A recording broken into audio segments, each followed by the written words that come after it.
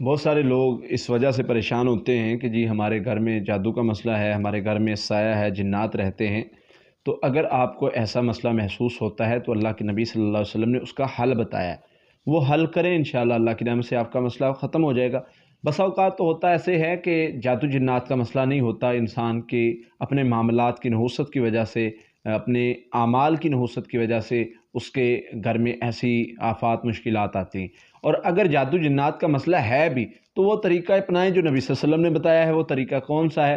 اس میں سب سے پہلے نبی صلی اللہ علیہ وسلم نے بتایا ہے کہ گھر میں داخل ہوتے ہیں، گھر میں داخل ہونے کی دعا پڑھیں۔ جب دعا پڑھیں گے تو شیطان آواز لگاتا ہے کہ یہ گھر والے، یہ بندہ ہم سے محفوظ کر لیا گیا ہے، یہ بندے نے دعا پڑھ لی ہے، بسم اللہ پڑھ کے گھر میں داخل ہو رہا ہے۔ پھر اسی طرح اگر کسی گھر میں جنات ہیں تو اس کے کونوں میں اذانیں دی جائیں، سورۃ البقرہ کی تلاوت چلائی جائے، اور سب سے زیادہ بھاری جادو جنات پر سورۃ البقرہ کی آخری 2 آیات